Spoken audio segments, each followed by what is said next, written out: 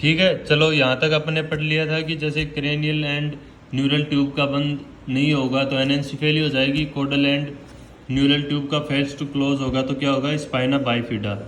ठीक है, CNS embryology हो गया। अब इसके डेरिवेटिव्स जो हैं न्यूरल क्रेस्ट सेल के, वो हम पढ़ते हैं, मोस्ट इम्पोर्टेंट है। इनकी मैंने ट्रिक बना रखी है जो आपको याद हो जाएगी, कोई ज़्यादा जोर देने वाली बात नहीं, इसके अंदर समझने वाली कोई चीज़ है नहीं, याद करना पड़ता है। ठीक है, सबसे पहले जो डेरिवेटिव्स होता है वो होता है गैंग्लियन। ठीक है, सेकंड है मिलेनोसाइट, थर्ड है आपका पैराफोलिकुलर सेल्स,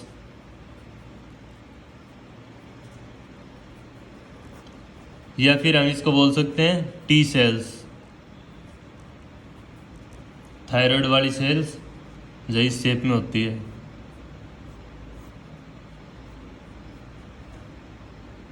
ठीक है, टी सेल्स हो गई।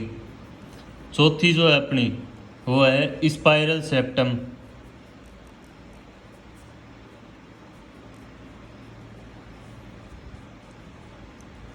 प्लस बल्बर सेप्टम, और ये दोनों मिला के बनाती है क्या, कोनोट्रंकल सेप्टम।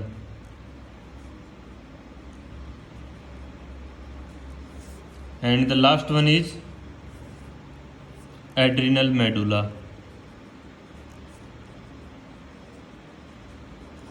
इसके अंदर मोस्टली ये नाम ज़्यादा आता है, स्पाइरल सेप्टम। ठीक है, तो जो ट्रिक है इन सबको याद करने की वो है कि GMPSA।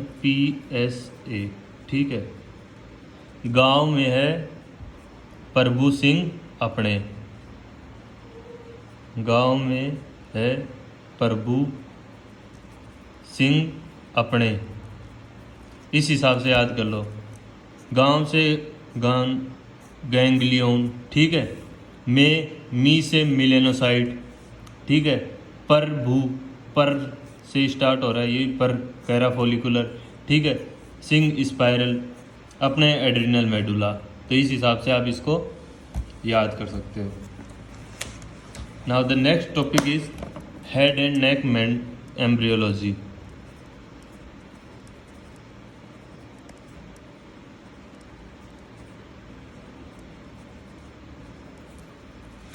ठीक है, इसके अंदर से भैया आपके डेफिनेटली क्वेश्चंस आते हैं, तो हम इसको, अगर आपने पढ़ा हो क्लेफ्ट और पाउच के बारे में, अगर नहीं भी पढ़ा हो तो इसके अंदर मैं पूरा आपको डिस्क्राइब करके बता दूंगा। तो जैसे ये आपकी गर्दन है। ठीक है, तो एक साइड, इस साइड और इस साइड का, दोनों साइड का, ये मानो कि इस हिसाब से मानो कि ये अंगुलियां ले लो, और इस हिसाब से मानो कि ऐसे क्लेफ्ट हैं और ऐसे ही क्या हैं, पाउचेज हैं। ठीक है, तो एक्टोडर्मल, एंडोडर्म और मेसोडर्म, वही प्रोसेस के साथ चलेंगे अपन। ये हो गई कौन सी, बाहर वाली ecto, meso and the innermost endo. ठीक है, सेम ईयर। अब इसके अंदर क्या होगा कि जो एक्टोडर्म होती है वो अंदर जाएगी। ठीक है, एक्टोडर्म क्या होती है, अंदर इंसर्ट होगी ऐसे, और अंदर इंसर्ट होने के साथ क्या बनाएगी, क्लेफ्ट।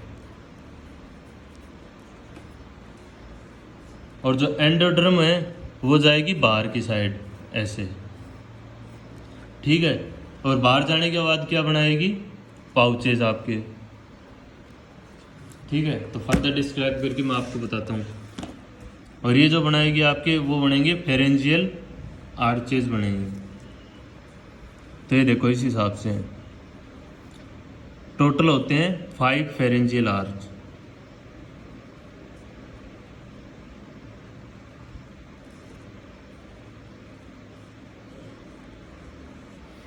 ठीक है, एक्टोडर्म इधर इंसर्ट हो गई, एंडो इधर हो गई। ठीक है, ये क्या हो गए एक्टोडर्मल क्लेफ्ट हैं आपके, और इधर वाले जो हैं वो हैं endodermal cleft, endodermal pouch sorry. Endoderm के अंदर पाउच होते हैं, एक्टोडर्मल के अंदर क्लेफ्ट होते हैं, और इनकी काउंटिंग होती है ऐसे 1 2 3 और 4। ठीक है, इसी हिसाब से इधर होती है। और जो फेरेंजियल आर्चेज होते हैं वो होते हैं इसके मिडल के अंदर, बीच के अंदर। ठीक है, तो इसकी काउंटिंग ऐसे होती है 1 2 3 4 एंड 6। ठीक है, अब आप पूछोगे फिफ्थ वाला कहाँ गया, तो फिफ्थ वाला एक अल्टीमो ब्रेकियल बॉडी बनाता है। ठीक है, जो कि यहाँ प्रेजेंट होती है। ठीक है, इसका नाम होता है अल्टीमो ब्रेकियल बॉडी, जिसको हम बोल देते हैं रिमानेंट ऑफ आर्क।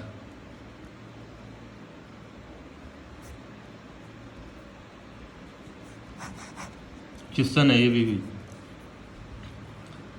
कि which arch is known as the ultimobranchial body, तो रिमानेंट ऑफ आर्क।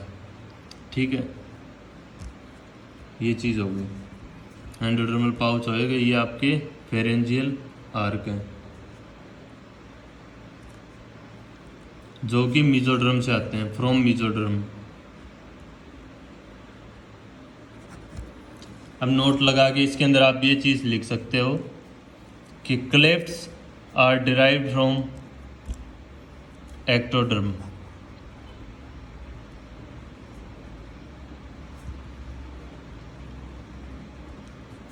ठीक है, सेकंड है we have 4 ectodermal cleft.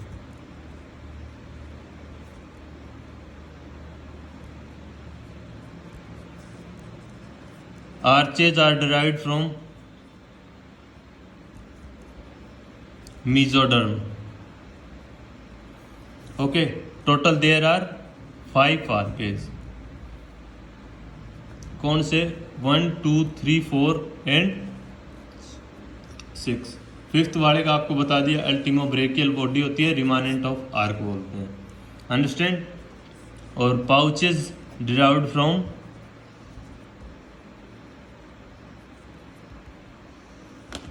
Endoderm. इतनी सी बात है। इसके बारे में फिर से बता देता हूँ आपको। डेरिवेटिव्स क्या होते हैं न्यूरल क्लेफ्ट सेल के, अपने ट्रिक बना रखी है। गांव में है प्रभु सिंह, अपने गांव स्टार्टिंग के इनसे भी याद रखोगे ना तो वो भी याद आ जाएगा, जी और ए। ठीक है, गैंग्लियन, एम ई मी से मेलेनोसाइट। ठीक है, पी ए आर, प्रभु का पी ए आर याद रखोगे, पैराफोलिकुलर सेल। सिंह का स्पाइरल सेप्टम और अपने एड्रिनल मेडुला। ठीक है, हेड एंड नेक एम्ब्रियोलॉजी के अंदर बता दिया कि जैसे नेक होती है उसी हिसाब से आप क्लेफ्ट याद रखो और पाउचेज याद रखो। ठीक है, तो ये एक्टोड्रम हो गई, मेसोड्रम और एंडोड्रम। ठीक है, ये एक्टोड्रम क्या होती है, अंदर जाती है, और एंडोड्रम होती है वो क्या आती है, बाहर आती है। ठीक है, बीच के अंदर फेरेंजियल आर्चर होते हैं 1 2 3 4 6। फिफ्थ वन अल्टीमो ब्रेकियल बॉडी है, क्लेफ्ट ड्राइव होते हैं एक्टोड्रम से, पाउचेज ड्राइव होते हैं एंडोड्रम से, और टोटल 5 आर्चेज होते हैं 1 2 3 4 6, और पाउचेज ड्राइव फ्रॉम किससे, एक्टोड्रम। ठीक है, अब इसके अंदर हम इसको फर्दर इसके बारे में जाने कि एक्टोडर्मल क्लेफ्ट कौन सी मेम्ब्रेन से, कौन से मेटस से, कहाँ कहाँ से आते हैं, और एंडोडर्मल क्लेफ्ट आपके कहाँ से आते हैं, एंडोडर्मल पाउचेज। तो इधर लिखते हैं एक्टोडर्मल क्लेफ्ट, और इधर लिखते हैं एंडोडर्मल पाउचेज। ओके, बनाते हैं।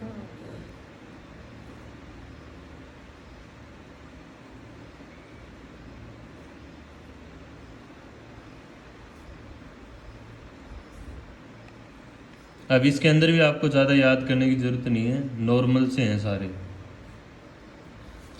बस कहूँ वैसे वैसे ध्यान रखते जाइए, पूरे याद हो जाएंगे।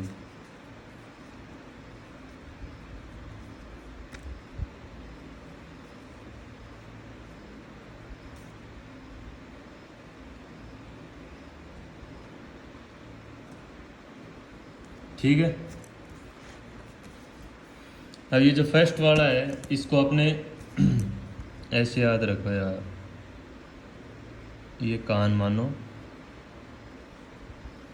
ठीक है। अब ये आपकी पहली अंगुली यहाँ मानो, सेकंड, थर्ड, फोर्थ ऐसे मानो आप, ठीक है। इसी हिसाब से याद होगा आपको, ठीक है। अब एक साइड के अंदर देखो, क्लेफ्ट के अंदर क्या सीन है कि पहला जो आर्क है आपका, ठीक है, वो क्या करता है, आपके एक्सटर्नल एकोस्टिक मीएटस को ट्रांसफर करता है, वह outer layer of tympanic membrane होती है इसके अंदर, ठीक है। तो पहला आर्च ईयर के अंदर है, ईयर के अंदर कौन से होता है, पहले एकोस्टिक मीएटस होती है, और बाहर का क्या, outer layer of tympanic membrane, इन सबको करेगा। तो external acoustic meatus plus outer layer of tympanic membrane, this is the first cleft. And in first cleft ये चीज़ देख लो कि फर्स्ट क्लेफ्ट के अंदर क्या होता है कि एक्सटर्नल अकोस्टिक मीएटस है और outer layer of tympanic membrane है, बाहर का सिस्टम है, ठीक है, ईयर का, ये आपका ईयर मानो। अब बात आती है सेकंड की, थर्ड की, फोर्थ की। ये सब क्लेफ्ट आपको याद रखने के हैं नहीं, क्योंकि सेकंड क्लेफ्ट क्या होता है, बाहर ज़्यादा क्या आ जाता है, फॉर्मेशन हो जाता है इसका। तो सेकंड, थर्ड, फोर्थ क्या हो जाते हैं, इसके क्लेफ्ट ओब्लिटरेटेड हो जाते हैं। तो यहाँ आप लिख सकते हो second, third and fourth cleft are obliterated, ठीक है। आपको याद करने तो वो है एंडोडर्मल के। तो ये क्या करेगा, एंडोडर्म का क्या बोलेगा, बाहर जाएगा, ठीक है, और ये अंदर जाएगा। तो इसके अंदर से बाहर जाएगा, तो अंदर से बाहर आएगा, अंदर के अंदर तो क्या आएगा, मिडल ईयर कैविटी आएगी, एक तो कान के अंदर की कैविटी,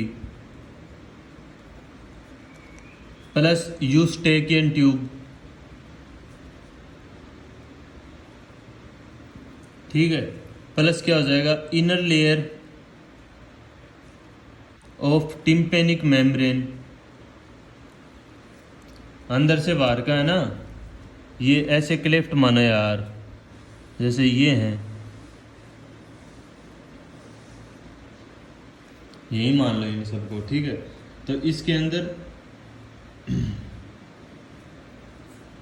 ये वाले हो गए आपके एंडोडर्मल, ये वाले एक्टोडर्मल। इसके अंदर तो आ गया क्या, एक्सटर्नल अकोस्टिक मीएटस और outer layer of tympanic membrane, ठीक है। और इसके अंदर क्या आ गया, मिडल ईयर कैविटी, बीच के अंदर यूस्टेकियन ट्यूब आ गई और inner layer of tympanic membrane आ गई, ठीक है। अब सेकंड वाला यहाँ, ठीक है। तो यहाँ क्या थे, आप टॉन्सिलर पार्ट है, तो क्या आ जाएगा, पैलेटाइन टॉन्सिल्स,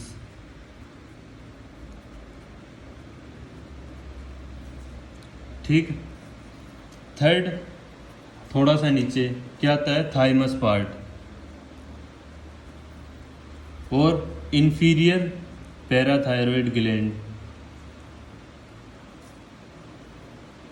एंड फोर्थ वाले के अंदर आ जाएगा सुपीरियर पैराथायरॉयड ग्लैंड। अब आप पूछोगे कि पहले इंफीरियर क्यों आया, बाद में सुपीरियर क्यों आया, क्योंकि थाइमस के साथ में जो ये पैराथायरॉयड ग्लैंड होती है इंफीरियर वाली, ये इसके साथ नीचे आ जाती है।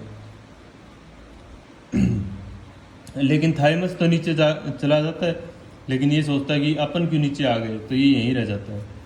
तो उससे पहले आ जाती है सुपीरियर वाली और इंफीरियर वाली आती है पहले, मतलब बाद में, ठीक है। इस हिसाब से थाइमस के साथ आए इंफीरियर पैराथायरॉयड ग्लैंड, इसलिए इसको अपन बोलते हैं इंफीरियर।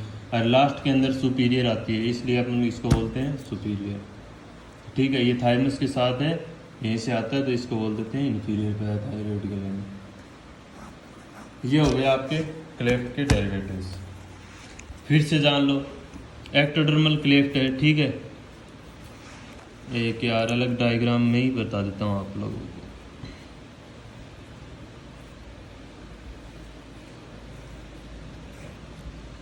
ठीक है, ये ऐसे बना दिया, आप लोग समझ लो एक बार। ये फर्स्ट पार्ट है, ठीक है, अपनी अंगुलियों से याद रख लो इसको। तो पहले के अंदर क्या हो गया, एक्सटर्नल अकोस्टिक मेटस और outer layer of tympanic membrane आ गया, क्योंकि एक्टोडर्मल है। एंडोडर्मल के अंदर क्या है, मिडल ईयर कैविटी आ जाएगी, यूस्टेकियन ट्यूब आ जाएगी, और इनर लेयर आ जाएगी किसकी, टिम्पेनिक मेम्ब्रेन की। अब सेकंड वाली बात करते हैं, तो यहाँ क्या था, टॉन्सिल्स। तो पैलेटाइन टॉन्सिल्स आ गया, ठीक है। फिर आती है आपकी थायराइड वाली, थाइमस ग्लैंड, ठीक है, थाइमस और इन्फीरियर पैराथायरॉयड ग्लैंड, ये इसके साथ जाता है। थाइमस तो नीचे चला जाता है, इन्फीरियर पैराथायरॉयड ग्लैंड रह जाती है।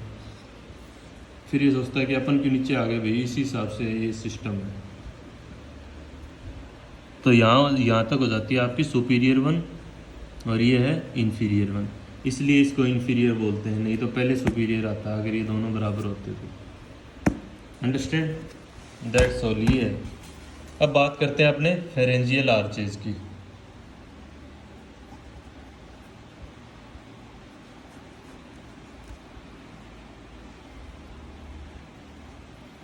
ठीक है,